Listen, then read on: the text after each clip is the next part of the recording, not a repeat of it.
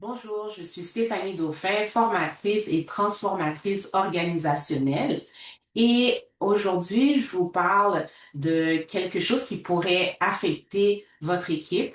Donc, c'est comment accompagner deux personnes qui sont en conflit, mais qui doivent collaborer sur un projet commun. Alors, si vous êtes RH, gestionnaire, leader, professionnel, vous avez déjà été dans cette situation très malaisante. Euh, si vous n'êtes pas dans, même si vous êtes dans la micro-gestion, ce qui n'est pas positif, mais personne n'aime ça.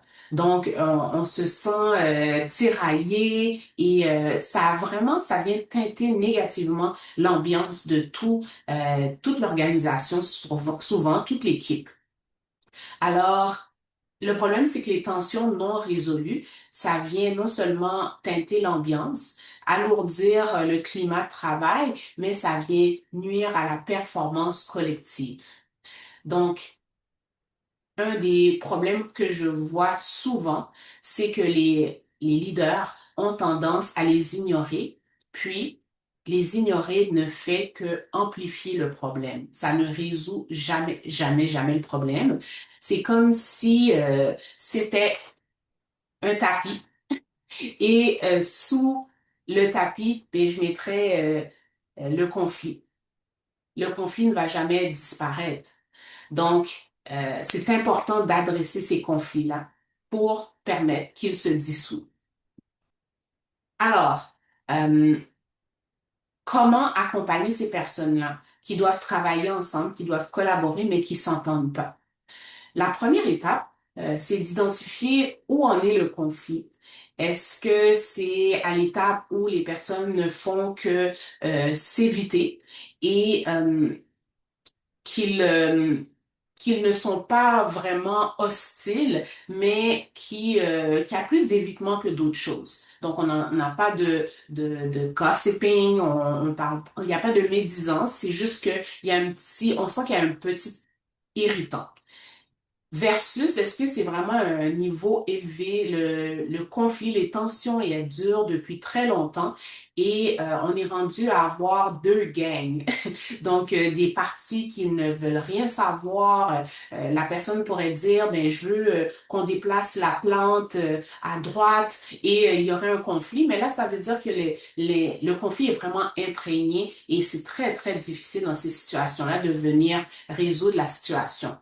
Si on peut faire un parallèle avec les relations de couple, c'est un couple qui vient de s'engager, qui est marié, et puis il commence à avoir un petit conflit versus un couple qui a 40 ans de vie commune et que le conflit perdure depuis au moins 30 ans. Donc, ça va être beaucoup plus difficile à régler.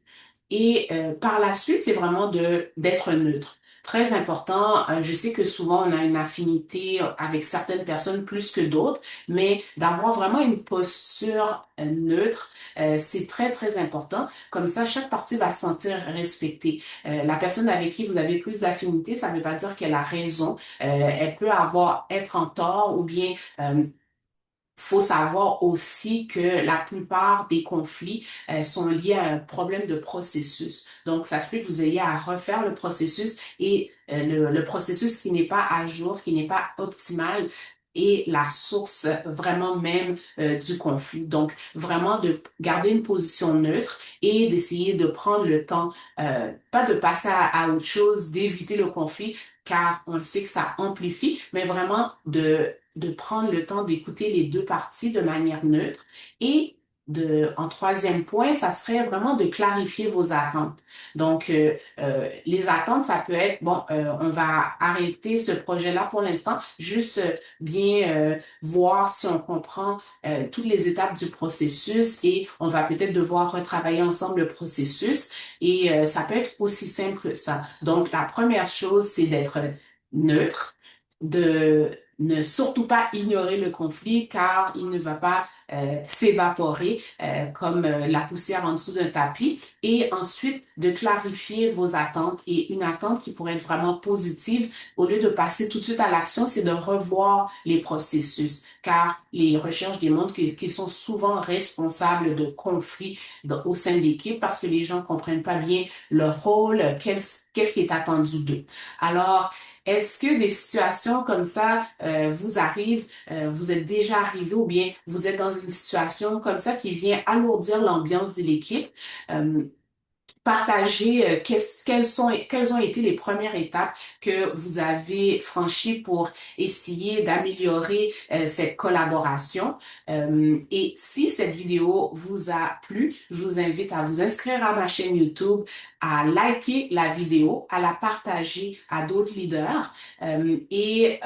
Si vous écoutez le balado, ben, je vous invite à vous inscrire à ma chaîne Shopify et à partager la vidéo, l'audio à d'autres professionnels qui pourraient en bénéficier. Au plaisir de collaborer avec vous pour augmenter la performance, la cohésion de vos équipes.